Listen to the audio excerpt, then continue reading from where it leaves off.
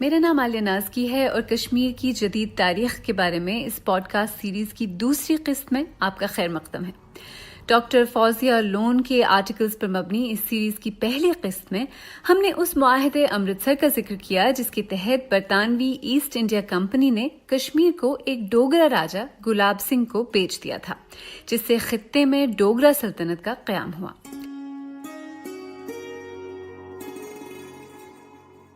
گلاب سنگھ اور ان کی ڈوگرا سلطنت نے 100 سے زیادہ برس کشمیر پر حکومت کی۔ یہ ایک بادشاہت پر مبنی مطلق العنان نظام تھا جس میں لوگوں پر بہت ظلم ہوئے۔ ڈوگرا سلطنت نے جموں کشمیر کی شاہی ریاست کی سرحدوں کو مضبوط کیا۔ گلاب سنگھ کی فوج نے مشرق کے ہمسایہ علاقوں لداخ اور بلتستان پر حملہ کر کے انہیں اپنی ریاست میں شامل کر لیا۔ اس کے بعد معاہدے امرتسر کے ذریعے گلاب سنگھ نے کشمیر کو حاصل کر لیا۔ اس کے علاوہ پونچھ کا علاقہ بھی گلاب سنگھ کے زیر انتظام تھا۔ یہ تمام علاقے جموں کشمیر کی شاہی ریاست کا حصہ بن گئے۔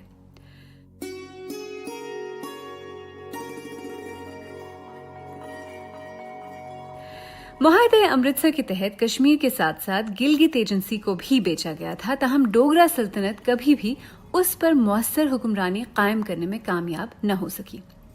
جب گلاب سنگھ نے کشمیر کا کنٹرول سنبھالا تو اس وقت تقریباً 75% آبادی کا انحصار کاشتکاری پر تھا اور یہی ریاست کی آمدنی کا مرکزی ذریعہ بھی تھا۔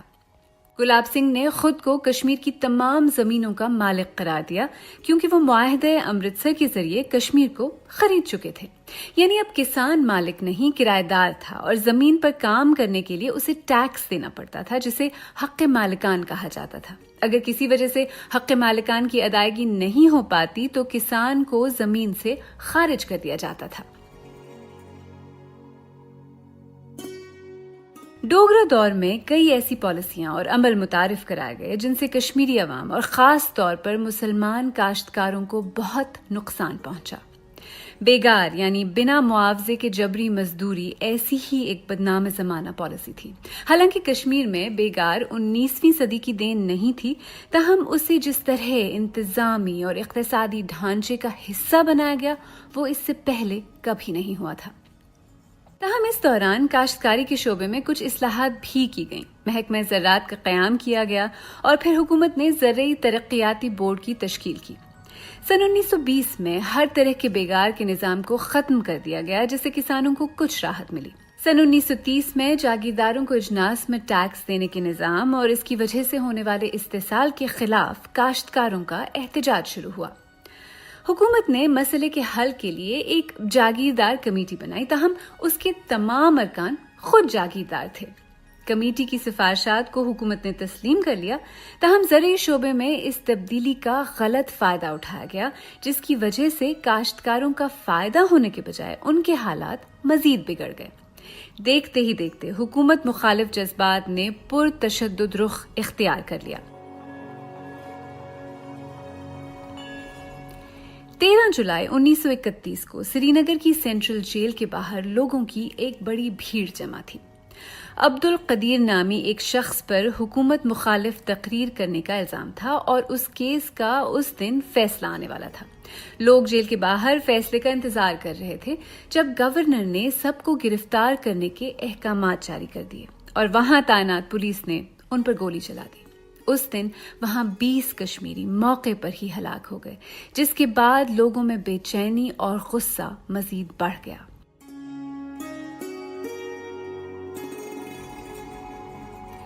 تب سے 13 جولائی کو کشمیر میں یوم شہداء کے طور پر منایا جاتا ہے، ایک ایسا دن جب عام کشمیری اپنے حقوق اور عزت نفس کے لیے ہلاک ہوئے۔ اس وقت کی حکومت کا موقف تھا کہ مظاہرین کا اصل اور خفیہ مقصد حکومت کا تختہ الٹنا تھا اور اس کے بعد موجودہ پابندیوں کو سخت کرتے ہوئے سیکشن 144 بھی نافذ کر دیا گیا، جس کے تحت پورے کشمیر میں میٹنگز، مظاہروں اور جلوسوں پر پابندی لگا دی گئی۔ ساتھ ہی کشمیر دربار نے اپنے ایک بیان میں پولیس کی فائرنگ کو جائز قرار دیا، جس سے حالات مزید کشیدہ ہو گئے۔ ریاست کے اندر احتجاجی مظاہرے ہوئے اور 13 جولائی کے واقعے پر غیر جانبدار تفتیشی کمیٹی بنائے جانے کا مطالبہ کیا گیا، جسے حکومت نے نظر انداز کر دیا۔ مورخ کہتے ہیں کہ سن 1931 میں پیش آنے والے واقعات نے کشمیریوں کو اپنے سیاسی حقوق کے حوالے سے ایک گہری نیند سے جگایا، جس سے ایک ایسی صورتحال پیدا ہو گئی جس کی نظیر اس وقت کی کسی خود مختار شاہی ریاست میں نہیں ملتی۔ کشمیر میں خود مختاری، سیاسی اور مذہبی آزادی کے لیے اور مہاراجہ کے خلاف ایک تحریک شروع ہو گئی۔ ہندوستان کے برعکس کشمیر کی تحریک برطانوی راج کے خلاف نہیں تھی۔ کشمیر کی تحریک ایک مسلمان اکثریتی آبادی پر ہندو ڈوگرا حکمرانوں کے مظالم کا نتیجہ تھی۔ اس کا ایک پہلو یہ بھی تھا کہ ڈوگرا حکمرانوں نے کشمیری ہندو پنڈتوں کے ایک بااثر طبقے کو کافی مراد دے رکھی تھی، لیکن مظالم کے خلاف یہ انقلاب مجموعی طور پر سیکولر تھا اور اس میں صرف مسلمان شامل نہیں تھے، یعنی کشمیری ہندو بھی اس کا حصہ تھے۔ اس تحریک کی قیادت پڑھے لکھے کشمیریوں کے ہاتھ تھی جو معاشرتی اصلاحات کی بات بھی کرتے تھے، جیسے کہ شیخ محمد عبداللہ اور پریم ناتھ بزاز۔ پڑھے لکھے مسلمان نوجوانوں نے ریڈنگ روم پارٹی کے نام سے ایک تنظیم قائم کی جہاں بحث مباحثے ہوتے تھے۔ انہوں نے لندن میں مقیم پبلشر NL بینرجی سے رابطہ کیا جو انڈین سٹیٹس کے نام سے ایک رسالہ شائع کیا کرتے تھے۔ اس رسالے میں ریڈنگ روم پارٹی کے ارکان کی طرف سے ملنے والی معلومات کی بنا پر کشمیریوں کی حالت زار پر آرٹیکل شائع ہونے لگے، جس سے کشمیر کے باہر بھی کشمیر کی بات ہونے لگی۔ دیکھتے ہی دیکھتے یہ تحریک وسیع ہوتی گئی۔ سن 1932 میں شیخ محمد عبداللہ نے آزادی کی اس تحریک کی قیادت سنبھالی اور اسی سال all Jammu and Kashmir Muslim conference کا بھی قیام ہوا۔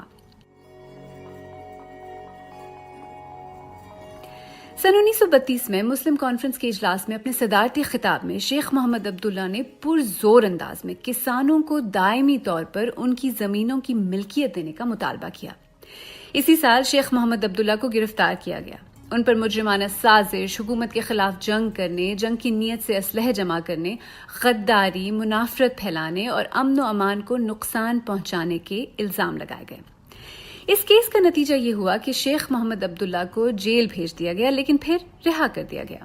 تاہم تب تک کشمیر کی تحریک کافی زور پکڑ چکی تھی۔ کشمیریوں نے اپنی شکایات کی تفتیش کے ساتھ ساتھ سیاسی، معاشی اور مذہبی حقوق کے اپنے مطالبات جاری رکھے۔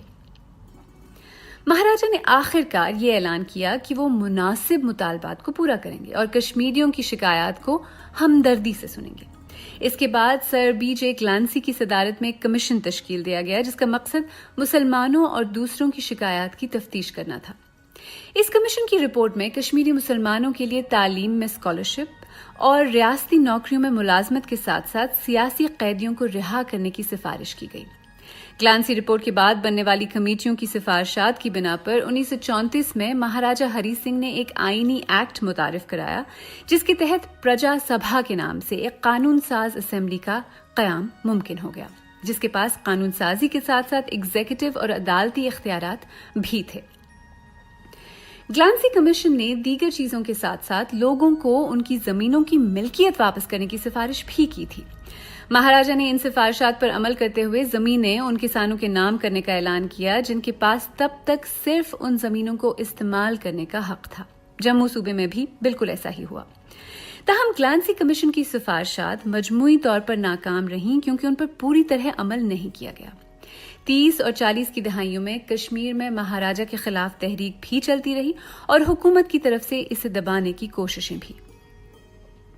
سن 1938 میں شیخ محمد عبداللہ نے مسلم کانفرنس کی ورکنگ کمیٹی میں ایک قرارداد پیش کی جس کے تحت مسلم کانفرنس کا نام بدل کر نیشنل کانفرنس رکھ دیا گیا اور اس کی رکنیت غیر مسلمانوں کے لیے بھی کھول دی گئی، جس کے بعد بہت بڑی تعداد میں لوگ میٹنگز میں شامل ہونے لگے۔ سن 1938 میں ہی نیشنل کانفرنس نے جموں کشمیر کی معاشرتی، اقتصادی اور سیاسی تعمیر نو کے لیے ایک جامع اور وسیع منصوبہ تیار کیا جسے نیا کشمیر مینیفیسٹو کا نام دیا گیا۔ اس منشور کا آرٹیکل 50 پوری طرح کسانوں کے بارے میں ہے، یہاں تک کہ اس کا نام بھی پیزنٹ چارٹر ہے۔ اس چارٹر کا سب سے دلچسپ اور اہم پہلو یہ تھا کہ اس کے مطابق ہل چلانے والے کو زمین کی ملکیت دینا اسے غربت اور افلاس سے نکالنے کے لیے ناگزیر تھا۔ سن 1940 میں نیشنل کانفرنس نے ایک نیا لال پرچم لانچ کیا جس پر ایک ہل بنا ہوا تھا جو کہ کسانوں کے انقلاب کی علامت تھا۔ सन 1941 में गुलाम अब्बास ने मुस्लिम कॉन्फ्रेंस को दोबारा शुरू किया और नेशनल कॉन्फ्रेंस और मुस्लिम कॉन्फ्रेंस दोनों ने ही अपनी सियासी सरगर्मियां तेज कर दी।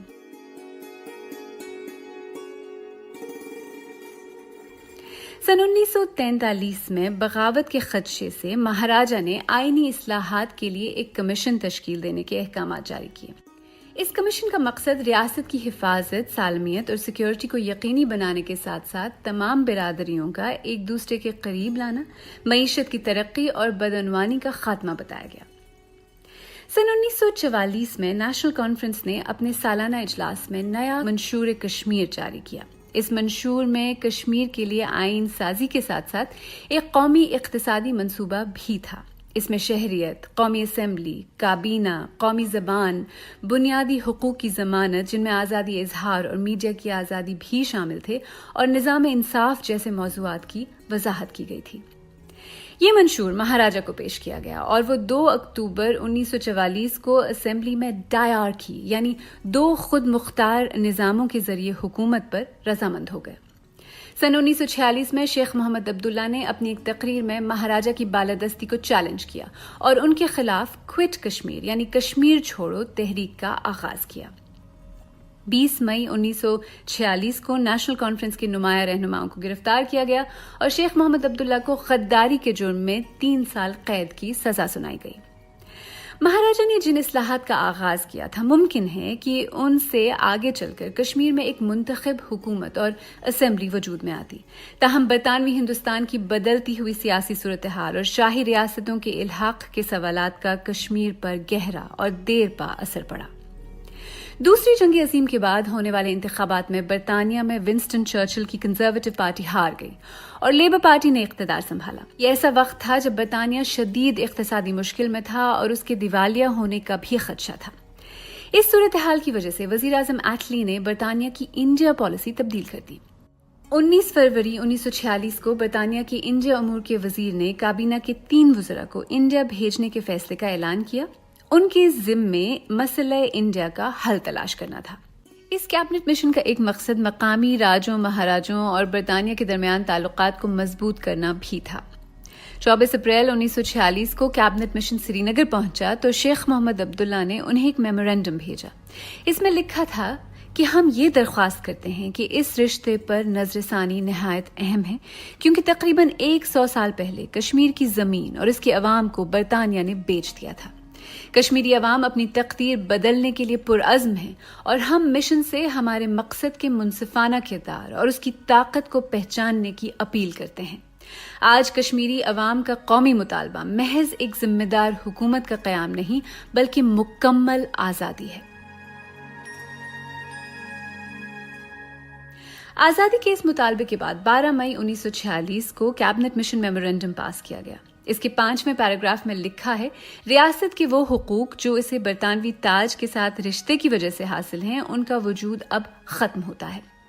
इसके बाद महाराजा हरी सिंह के पास 3 रास्ते थे: इंडिया के साथ इल्हाक, पाकिस्तान के साथ इल्हाक या खुद मुख्तारी।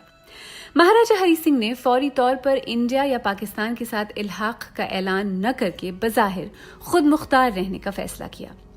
इंडिया के साथ होने वाले मुआहदे इल्हाक पर दस्तखत के बारे में अगली किस्त में बात करेंगे, लेकिन ये बात वाज़ेह है कि डोगरा दौर में जहां कश्मीरी अवाम पर बहुत मजालिम ढाए गए, वहीं उसकी वजह से एक ताकतवर सियासी तहरीक ने जन्म लिया और शेख मोहम्मद अब्दुल्ला की क़यादत में तब तक की कश्मीर की वाहिद सियासी जमात all Jammu and Kashmir Muslim conference भी उभर कर सामने आई। ये जमात वाज़ेह तौर पर डोगरा मुखालिफ थी और उसने हुकूमत से मुआशी, सियासी और मजहबी हुकूक का मुतालबा किया। डोगरा दौर कश्मीर की जदीद तारीख का एक निहायत ही अहम हिस्सा है। इस दौर में कश्मीर एक वाज़ेह सियासी खित्ते के तौर पर सामने आया और इस अमल में मुआहदे अमृतसर का बहुत बड़ा किरदार था। डोगरा दौर जालिमाना जरूर था, लेकिन इस दौर में रियासत जम्मू कश्मीर जोग्राफियाई, मुआशरती और सकाफती लिहाज से मुस्तहकम हुई। اس زمانے کی دستاویزات کے مطالعے سے پتہ چلتا ہے کہ ڈوگرا حکمران علاقائی استحکام قائم کرنے، قانون سازی، فوجیں قائم کرنے اور ساتھ ساتھ آئین سازی میں کامیاب رہے، اور یہ بھی کہ 1940 کی دہائی میں سامراجیت کے خاتمے کا عمل شروع ہونے کے ساتھ ہی کشمیری پراعتماد تھے کہ وہ ڈوگرا حکمرانوں کا تختہ الٹ دیں گے۔ کشمیر کے انڈیا سے الحاق کے آخری دنوں کی کہانی کے لیے اس پوڈ کاسٹ کی تیسری قسط ضرور سنیے گا۔